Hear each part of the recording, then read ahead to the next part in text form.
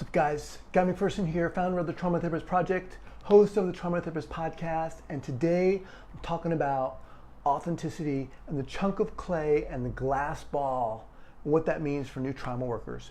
But first, I want to share just a little bit about myself. Several years ago, when I was in graduate school for clinical psychology. So I have a doctorate in clinical psychology. As I said, I'm host of the Trauma Therapist Project, host of the Trauma Therapist Podcast, and have the membership community Trauma Therapist 2.0.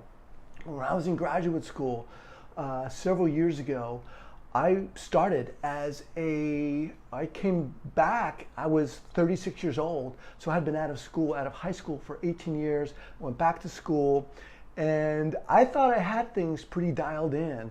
I thought I had been around the block. Again, I was 36 years old. I was in graduate school with a lot of people who were younger, and I knew I wanted to get into trauma at that time. I wanted to become a trauma therapist. I wanted to learn about trauma.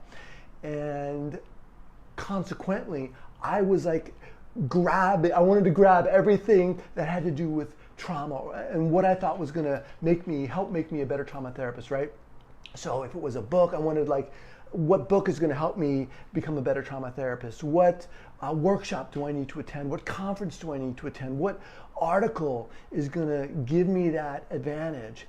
And what I neglected pretty much completely was the importance of myself and my experience and who I was and my story.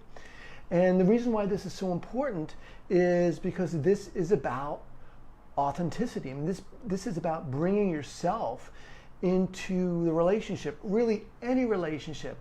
But today I'm talking about and sharing about what I've learned from the 280 interviews I've done on the Trauma Therapist Podcast.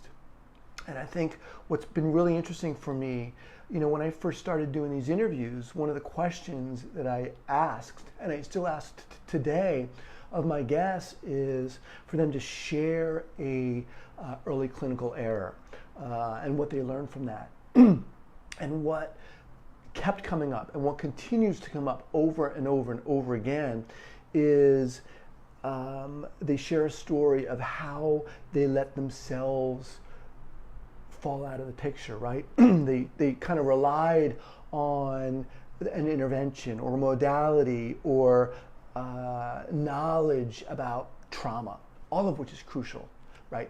But what happened is that the relationship ruptured, if only for a moment, because there was not that self-trust that they didn't have. And this is exactly what I didn't have at all. Again, when I was in graduate school, I was hungry for that external information, that external knowledge. I like to draw a distinction between that external knowledge of reading and understanding how trauma impacts the brain and the body, and the internal knowledge, the exploration of oneself and the role that plays in the relationship, which in turn creates that foundation for healing. And that, how to do that is, we're talking about authenticity, cultivating presence and compassion and vulnerability. And the act of doing that, the practice of doing that, I call the inner work. And it's something I think that a lot of new trauma workers especially don't give a lot of weight to, because there's a lot of intense interest, and rightly so, right, to understand how trauma impacts the brain and the body somatically, cognitively, emotionally, and so forth. Again, all that stuff is so important. But this other aspect of understanding the importance of you and your story and how that comes into play is crucial.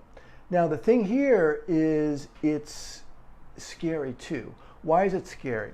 Because so many people get into this field for all the right reasons. I mean, they want to help heal, they want to fix and cure, and to a certain degree, all that stuff, all those reasons are valid.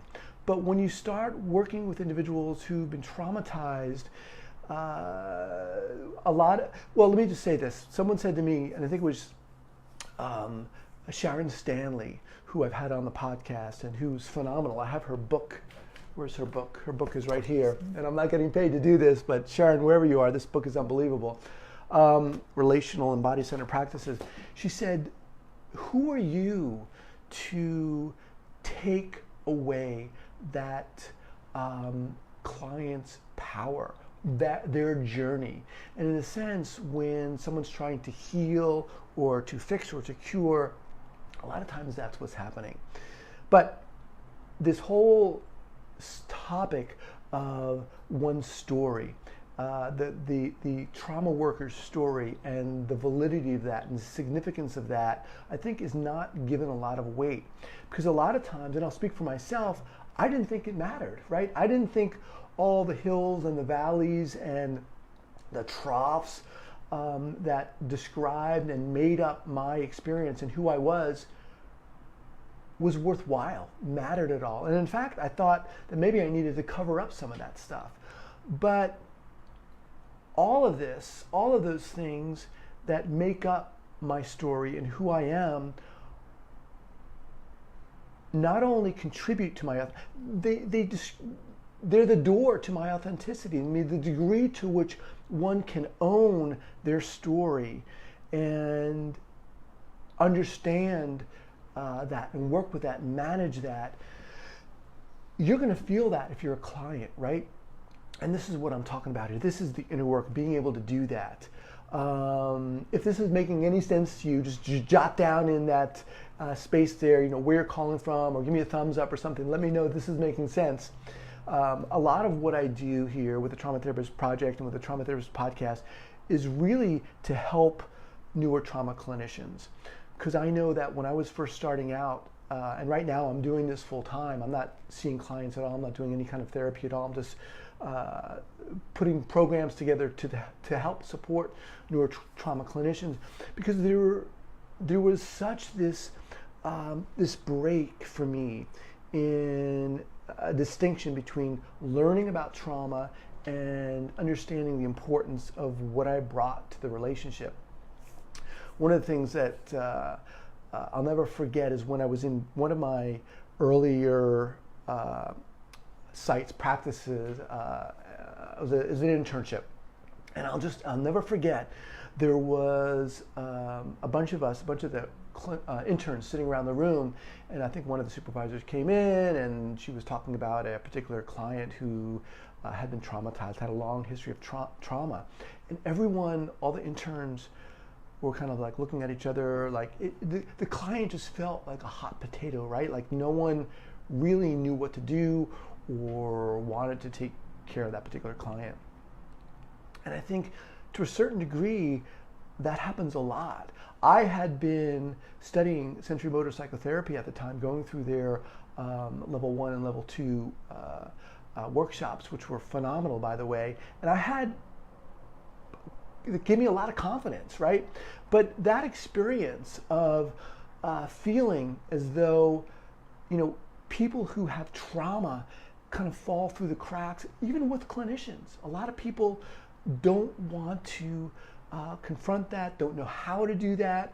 And I think I know one of the things that I'm trying to do is to bring that out into the discussion with new trauma workers, to help new trauma workers understand that this is not easy. And you can even hear it on the podcast that I do. And I ask my guests to talk about their experiences, and oftentimes there's always a point at which people don't know what the heck they're doing. And thankfully, it happens earlier on in their careers, but people can learn. You can learn. If you're a new trauma worker, I think one of my hopes here for doing everything I do is that you can do this. You can learn to work with individuals who've been impacted by trauma. And a huge part of that is owning who you are. So this is where I get to the title of this, which is The Chunk of Clay. And I liken the relationship that a client and a trauma worker has to a glass sphere, a glass ball, right, and a chunk of clay. And I think oftentimes a lot of people think of the relationship as this glass ball that you have with a client, and you're holding it right here. You're so fearful that it's going to fall and splatter all over the place. And with that comes a lot of trepidation, a lot of tiptoeing, a lot of caution, a lot of not wanting to respectfully or ethically self-disclose by any means or any measure, as opposed to treating it like this chunk of clay, like this amazing hunk of clay that we clutch here, and we're walking around or moving around, and it's going to get marred and scuffed, and it might drop, but that's going to give it some character. It might get a little dented, right? But you pick it back up, and you have faith, and you have trust, and you have the knowledge that this is part of the relationship. But that confidence, right? That self-trust for the trauma worker comes with understanding, exploring their history and their story, and having the self-trust that how much that gives to the relationship. One of the things that just really excites me about this whole topic is that this is about not just the therapeutic relationship, and especially or specifically within the context of working with someone who's been impacted by trauma, but of all relationship. And I also think that why this topic so excites me is because I totally screwed it up when I was in graduate school. One of the things that happened for me is that I got out of high school and then went into what was Philadelphia College of Art. I was there for like a year, dropped out of there, and I was in music, and then I started writing fiction. And then what happened to me was that I got this call about several years, now it's probably about 12 years or so ago, but I had been out of school probably at that time for about 15 years, and I was writing fiction. And I remember so clearly being in this apartment and finished writing for the day. I was working on a novel that's since unpublished, but I got this call from a friend of mine who was calling everyone that she knew, all of her friends, to say that she had AIDS, and she'd been living with AIDS for the past 9 years. And basically she was calling everyone to say goodbye. And as you can imagine, I was just floored by this news. But there was something else. I mean, there was the strength and the courage that this woman had with which she was dealing with this, with which she was dealing with her situation, news, the prospect of dying. And then when I got off the phone, I just felt this pit in my stomach, thinking to myself, there's no way that I have that strength. There's no way that I had that courage. And I needed to find it. And that was the point where I said to myself, I need to find my strength. I need to find my courage. Just grab a drink of water here. So again, if this is resonating with you, type in there where you're calling from, where you're watching from. I'd love to hear from you. But it's at that point where I said to myself, I need to find my own strength. And that launched me on a quest for about 2 years, where I started taking these trips and, to challenge myself, to test myself, to find my own strength, because I felt up until that point I had been writing about it. And one of the trips that I went on was a survival course for 2 weeks through the Boulder Outdoor Survival School in Utah. And believe me, I am nowhere near an outdoorsman, but I wanted to do this to test myself. And on that trip, one of the 15 other members got really sick. And myself and this other woman, we stepped up and we helped this guy. We dragged him, we inspired him, we pulled him, we tried to encourage him. And in that moment, I said to myself, this is what I want to do. I want to help people who are in dire situations. So I went back to school. I went back and I did my undergrad, went to graduate school, and here I am. And all that while, I was like, again, I talked about it before, just thirsty for, hungry for anything that I thought would help me become a trauma therapist, a quote unquote, my idea of a trauma therapist. And it wasn't until, I heard one person say, in this one particular experience I had, with one particular job I had, here you need to drop the clinical hat.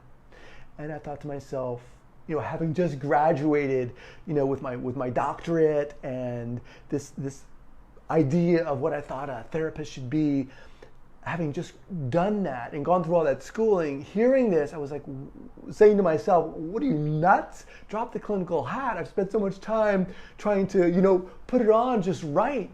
But that freed me in a sense.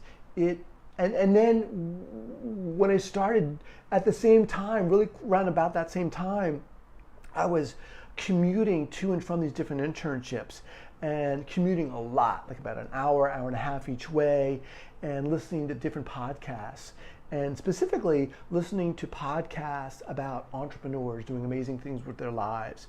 And while I was in the car, driving, and I was also always thinking about the clients I was having and thinking about, what I didn't do, what I should have done, I don't know what the hell I'm doing.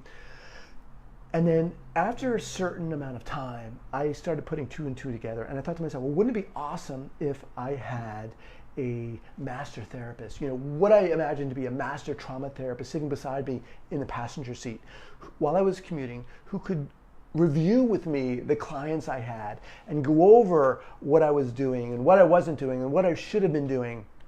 And then I just put two and two together to myself, and as I was listening to this podcast, I thought to myself, what if I interviewed someone? What if I put together a podcast? Not knowing anything about it at the time.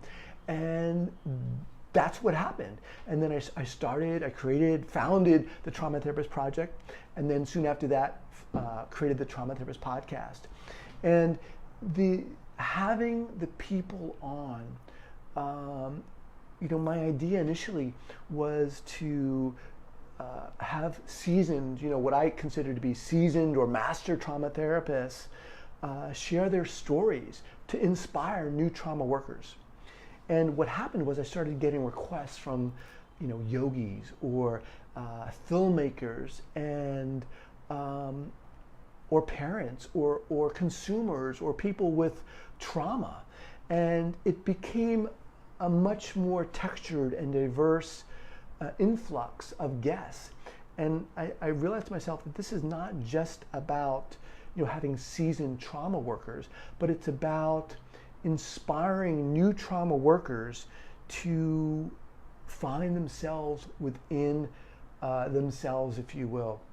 And that's why so much of what I do now really relies on, I think, inspiring new trauma workers to own themselves, to own their story and what that means. Again, if this is making any sense to you, give me a thumbs up. You can check a lot of this out. I have at my website, thetraumatherapistproject.com, and I have a free 6-part email series on inner work that you can check out, and it's all free. It has a lot of what I'm talking about. This stuff to me is crucial, and it came to a point where I realized, after interviewing over now 280 of the thought leaders in the field of trauma, addiction, mindfulness, and yoga, it got to a point where I realized that what so many people were talking about was what was helping their clients was not so much, some amazing, quote unquote amazing intervention, or the fact that they had, read, 220 from Bessel van der Kolk's new book and was able to, utilize that or draw from that in session. Recently I interviewed Kathy Steele, amazing woman, internationally recognized trauma worker, trauma therapist, and she's been doing this for decades. And she said to me, or I said to her, how how are you doing this work? I mean, you've been doing this for decades, which she said, and how are you doing this? How are you continuing to do this? And she said to me, Guy, I can't remember the last time I used an intervention. She went on to say, yes, the knowledge is kind of in my bones. The interventions are absorbed in my bones. But for me, it's all about the relationship. And hearing that in one way or another over and over and over again, it opened up the gates for me. And I think to myself, had I heard that when I was in graduate school, I would have said to myself, certainly, what are you, nuts? And I might have even said that out loud, but what about all this knowledge? What about the books and all these interventions? Because I think there was a fear for myself about maybe what I didn't want to see or what I didn't own. The people who've been traumatized most often, and I'm not making this is a general statement here, I want to be sure you hear that, right? Most often people who've been impacted have lost this ability to believe in themselves, the self-trust, the hope, certainly. And I think that in order for someone who's working with someone who's been impacted by trauma, you have to have that hope, right? That's certainly one of the first stages of that type of work, is to provide that hope. But in order to have that hope, there has to be an authenticity there. People pick up on that. People resonate with that. And in order to have that authenticity, to cultivate that authenticity, and look, by no way am I saying I'm some Zen master of authenticity, but this is a work in progress for myself, right? In order to hone that and cultivate that, there has to come a progressive reckoning with the storyline of our lives and the kind of connecting the dots, to use, what's the Apple guy's name? I'm blanking on his name, that amazing speech he just gave. But, connecting the dots of our lives in a sense. And for me, that's kind of what's happening. And I'm realizing that just now, within the last few months, because there's so much power in, when we're talking about working with individuals who've been impacted by trauma, especially for new trauma therapists, there's so much power in owning your story and recognizing your story, because it's going to be different for each of us, for each of you. Anyway, so this is about the glass ball and the chunk of clay and the importance of that chunk of clay. And that chunk of clay really, in a sense, is part of it is you, right? And the other part is that client and the relationship that's formed, and understanding that it's this amazing, beautiful thing that might get marred and nicked and scarred and dropped even, but it's going to be all the more beautiful because of that. And I'm saying within a responsible way, of course, right? I'm using a metaphor here that allows one to move into a relationship with confidence, which in turn kind of feeds or seeds that foundation for healing. All right, so if this is making any sense to you, give me a thumbs up in that box there. I want to invite you to head on over to the traumatherapistproject.com or the traumatherapistpodcast.com. I have a free 6-part video email series for you to check out. And thanks so much for listening. All right, out.